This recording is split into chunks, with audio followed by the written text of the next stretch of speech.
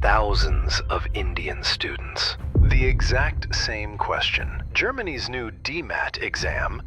Do you actually have to take it or not? The rules dropped overnight. Which degrees count? Which intake? Who's exempt? So everyone started guessing. Scrolling at 2 a.m., asking total strangers. Engineering or commerce?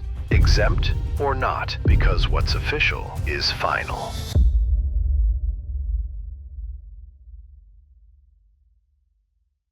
मेरी पिछली demat की video में बहुत सारे comments आए। Comment section पूरा flooded हो गया था। इतनी बार कमेंट्स पूछे गए कि मुझे ये वीडियो आपके लिए डिटेल में बनाना पड़ा। 29 जून 2026 और ये एक डेट डिसाइड करती है कि आपको जर्मनी का नया डीमैट एग्जाम देना है या नहीं देना। पिछली वीडियो के बाद इतने कमेंट्स आए कि मुझे लगा कि किसी का प्रोसेस ही क्लियर नहीं है। कमेंट्स जैसे कि सर मेरे पास एपीएस आ चुका है, मैंने एपीएस 29 को ही अप्लाई किया बट डॉक्यूमेंट शिप करने बाकी हैं, सिलेबस का बताओ, रजिस्ट्रेशन का बताओ, कैसे तैयारी करनी है उसका बताओ, सैंपल पेपर्स का बताओ। तो ये वीडियो में मैं आपको 100% सवालों के जवाब दूंगा। अगर आज की वीडियो के बाद भी आपके सवाल बच जाते हैं तो जरूर कमेंट सेक्शन में लिखिए, हम फॉलो अप वीडियो में आपको देंगे। और एक नया ऑफिशियल अपडेट भी जो अनाउंसमेंट के अगले ही दिन आया था और वो बहुत लोगों को डीमैट से एग्जम्प्ट कर देता है, क्योंकि इस चैनल का एक ही रूल है, जो ऑफिशियल है वही फाइनल है। सबसे पहले वो रूल जो 80% सवालों का जवाब क्लियर कर देता है। एपीएस इंडिया की ऑफिशियल एफएक्यू अब बिल्कुल साफ हो चुकी है। 3 सिचुएशन में अगर आप हो तो आप एग्जम्प्ट हो, आपको डीमैट नहीं देना। पहला, आपने एपीएस की ऑनलाइन रजिस्ट्रेशन 29 जून से पहले कर ली हो। दूसरा, आपने अपने पूरे एपीएस के डॉक्यूमेंट 29 जून से पहले शिप कर दिए हो। एंड तीसरा, आपका एपीएस सर्टिफिकेट ऑलरेडी आ चुका है तो आप एग्जम्प्ट हो। उस एपीएस प्रोसीजर के लिए डीमैट नहीं देना, चाहे आप समर 2027 के लिए ही क्यों ना जा रहे हो। और दूसरी तरफ रजिस्ट्रेशन भी 29 जून के बाद, डॉक्यूमेंट भी 29 जून के बाद, तो आप अफेक्टेड फील्ड में आते हैं। और समर 2027 में अगर आपको जाना है तो आपको डीमैट जरूर देना होगा।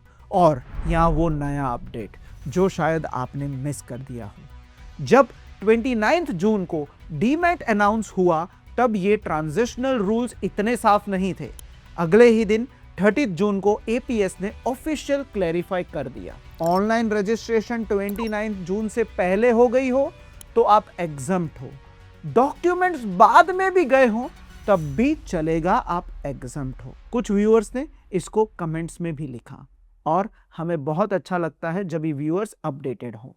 और जो ऑफिशियल है वही फाइनल है, इसीलिए ये वीडियोस है। अब दूसरा बड़ा कंफ्यूजन इनटेक्स के बारे में। विंटर 2026 मतलब इस साल आपको डीमैट चाहिए या नहीं चाहिए। देखिए, सितंबर अक्टूबर से विंटर इनटेक शुरू होता है तो आपको डीमैट नहीं चाहिए। क्यों? बहुत सिंपल लॉजिक है। पहले डीमैट सर्टिफिकेट ही 12 अक्टूबर को आएगा, तब तक विंटर 2026 की ज्यादातर डेडलाइंस निकल चुकी होंगी और जर्मनी में इनटेक चालू हो चुका होगा। तो ये रूल उन्हीं बच्चों को लागू है जो समर 2027 या उसके बाद वाले इनटेक्स में जर्मनी प्लान कर रहे हो। अब विंटर 2027 वालों का अगला सवाल था, क्या मैं 26 सितंबर वाला इस साल वाला एग्जाम दूं या अगली डेट में एग्जाम दूं? सीधी सलाह है 26 वाला ही दे दो, क्योंकि अगर आपके कुछ कम नंबर आते हैं, टेस्ट में कुछ प्रॉब्लम हुआ, तो आपके पास एक और टेस्ट देने का मौका रहेगा, क्योंकि अगली टेस्ट अभी अनाउंस नहीं हुई है और सर्टिफिकेट आपका कभी एक्सपायर नहीं होगा। पहला मौका लेना ही सेफेस्ट रूट है। और एक एग्जांपल जो कमेंट्स में आया, एक बीबीए स्टूडेंट जिनका एपीएस सर्टिफिकेट अभी मिला, डॉक्यूमेंट्स उन्हें रूल से पहले भेज दिए थे और वो समर इनटेक के लिए अप्लाई कर रहे हैं, तो उनको डीमैट देना है? नहीं, आपको नहीं देना है, आप एग्जम्प्ट हो क्योंकि आपके पास ऑलरेडी एपीएस आ चुका है। और अब रजिस्ट्रेशंस के सवाल। पोर्टल पर सिर्फ जनरल एकेडमिक मॉड्यूल दिख रहा है, सब्जेक्ट मॉड्यूल नहीं। ये बिल्कुल सही है। इंडिया के एपीएस डीमैट के लिए रिक्वायर्ड मॉड्यूल वही एक मॉड्यूल है जो है general academic module. Course names वाले जो सब्जेक्ट मॉड्यूल्स हैं वो कुछ जर्मन यूनिवर्सिटीज अलग से यूज करती है, जैसे RWTH आखन और ग्योटिंगन। वो APS रिक्वायरमेंट नहीं है। कॉमर्स बैकग्राउंड वाले व्यूअर्स ने पूछा मुझे पार्ट 1 और जनरल वाला देना है या नहीं देना। हाँ, लेकिन ये दो अलग एग्जाम नहीं है, ये एक ही टेस्ट है जिसमें कोर मॉड्यूल और जनरल एकेडमिक मॉड्यूल दोनों होते हैं। सब अफेक्टेड स्टूडेंट्स, इंजीनियरिंग हो, कॉमर्स हो या बिजनेस हो, वही एक पेपर देते हैं। अभी हाल ही में इसके बहुत कम एग्जाम्पल्स अवेलेबल हैं। हो सकता है फ्यूचर में कुछ कॉमर्स के लिए चेंज हो या बिजनेस के लिए चेंज हो, बट आज की डेट में सिर्फ थोड़े ही क्वेश्चन पेपर अवेलेबल है। अब टेस्ट कैसा है? लगभग 3.5 घंटे का टेस्ट होगा, पूरा इंग्लिश में, सिंगल चॉइस क्वेश्चन, और फी रिपोर्ट्स के हिसाब से लगभग 150 यूरो सीधा GAST को एग्जैक्ट अमाउंट पोर्टल पर आप कंफर्म कर लेना। और एक नई काम की चीज जो ऑफिशियल FAQ में आई है, अगर आपने 29 जून के बाद रजिस्टर किया है और डीमैट आप पर लगता है तो आप अपने APS डॉक्यूमेंट्स पहले भेज सकते हो और डीमैट सर्टिफिकेट बाद में। लेकिन ध्यान रहे, ये छूट सिर्फ डीमैट सर्टिफिकेट के लिए है। बाकी सारे APS डॉक्यूमेंट्स चेकलिस्ट के हिसाब से पूरे होने चाहिए। अब सबसे रिपीटेड सवाल, सिलेबस, ब्लूप्रिंट, प्रिपरेशन मटेरियल कहां से मिलेगा? और जनरल एकेडमिक मॉड्यूल के लिए तो कुछ मिल ही नहीं रहा। तो पहली बात, इस एग्जाम का गेट या बोर्ड एग्जाम जैसा सिलेबस नहीं होता, क्योंकि ये नॉलेज का टेस्ट है, रीजनिंग का टेस्ट है। आपका असली ब्लूप्रिंट है GAST के ऑफिशियल सैंपल टास्क और इंट्रो वीडियोस dmat.de पर। उनको डाउनलोड करें, ChatGPT, क्लाउड में अपलोड करें और उनसे मांगे कि मुझे ऐसे और सैंपल पेपर दीजिए। कोर मॉड्यूल के 3 सब टेस्ट हैं। सैंपल मटेरियल में आपको इनकी प्रैक्टिस मिलेगी। फिगर सीक्वेंसेस जैसे पैटर्न क्वेश्चंस, मैथमेटिकल इक्वेशंस और logic grids. General academic module में फॉर्मेट ये होता है, एक एकेडमिक प्रॉब्लम दी जाती है और उसके साथ जुड़े क्वेश्चंस दिए जाते हैं। टेस्ट ये करता है कि आप अपनी सोच को एक नए प्रॉब्लम पर अप्लाई कर पाते हो या नहीं।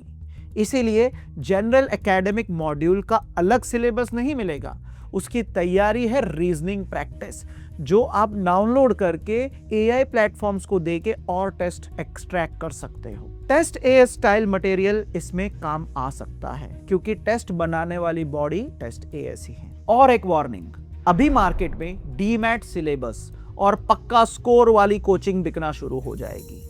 रीजनिंग टेस्ट में शॉर्टकट नहीं होते, वो दिमाग की प्रैक्टिस होती है। ऑफिशियल सैंपल से शुरू करो, रोज थोड़ी प्रैक्टिस करो, वही असली तैयारी है। अब डिग्री वाले सवाल, क्विक फायर्स। BE या BTech engineering branch, CSE, mechanical, ECE लगता है या नहीं लगता है डीमैट? बिल्कुल लगेगा। BE इन AI/ML बिल्कुल लगेगा। ये इंजीनियरिंग अवार्ड है तो लग सकता है, लेकिन AI/ML एक्सप्लिसिटली लिस्टेड ब्रांच में नहीं है, बट BE BTech है तो आपको देना पड़ सकता है। फाइनल क्लासिफिकेशन APS इंडिया आपकी ऑफिशियल डिग्री आने के बाद करेगी। BCA, stand alone BSc computer science, BSc data science automatically अंदर नहीं है, बट क्लासिफिकेशन में फ्यूचर में आपसे डीमैट मांगा जा सकता है, बट हाल फिलहाल की नोटिफिकेशन में इसको इंक्लूड नहीं किया गया। अब BA food technology, pharmacy, law, arts नहीं, आपको भी नहीं देना है। फॉरेन या डिस्टेंस डिग्री जैसे कि UK से डिस्टेंस अकाउंटिंग एंड फाइनेंस, तो आपको भी नहीं देना है। फील्ड अफेक्टेड है, लेकिन फॉरेन और डिस्टेंस डिग्री के लिए रिकॉग्नाइजेशन सवाल पैदा होते हैं, ये केस स्पेसिफिक है। अपना पाथवे और एनाबिन पहले चेक करो, और interdisciplinary degrees like business analytics, industrial engineering, data science जैसे ऑफिशियल FAQ कहती है फाइनल क्लासिफिकेशन APS इंडिया की पब्लिश्ड अफेक्टेड फील्ड लिस्ट से होगी। और वो बात जो हर बार कहूंगा, क्योंकि ये आपके पैसे बचा सकती है। देखिए, डीमैट रिकॉग्नाइजेशन रिप्लेस नहीं कर सकता, डीमैट H+- H- रिप्लेस नहीं कर सकता। अच्छा स्कोर भी नॉन रिकॉग्नाइज्ड यूनिवर्सिटी की डिग्री को एलिजिबल नहीं बनाता। रजिस्टर करने से पहले एनाबिन पर अपनी यूनिवर्सिटी का स्टेटस जरूर चेक करो। नया एपीएस 29 जून के बाद अफेक्टेड फील्ड में हो, समर 27 में जाना चाहते हो तो डीमैट देना होगा, 26 सितंबर को देना होगा। और ऑफिशियल सैंपल पेपर आ चुके हैं, तैयारी आज से चालू करें। और हर केस में आपको एनाबिन पहले चेक करना है। अगर आपका केस फिर भी अलग है, कमेंट में आप अपनी एग्जैक्ट डिग्री, एपीएस स्टेटस और इनटेक लिखो। मैं और मेरी टीम आपको रिप्लाई जरूर करेंगे। ऑफिशियल एफएक्यू और अफेक्टेड फील्ड्स की लिस्ट कमेंट्स में मैंने पिन कर रखी है। प्रोफाइल पर्सनली चेक करवाना चाहते हो तो लिंक डिस्क्रिप्शन में है। और सब्सक्राइब जरूर करें, क्योंकि रजिस्ट्रेशन का पूरा लाइव स्क्रीन रिकॉर्ड वीडियो मैं अगली वीडियो में रिकॉर्ड कर रहा हूं। जो ऑफिशियल है वही फाइनल है। मिलते हैं अगली वीडियो में।